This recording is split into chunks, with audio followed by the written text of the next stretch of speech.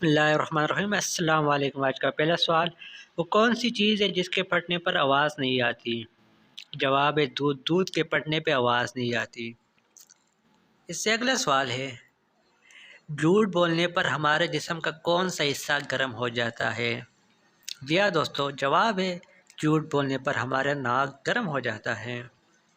اس سے اگلا سوال ہے، وہ کون سا جاندار ہے جو انڈے اور دودھ دونوں دیتا ہے؟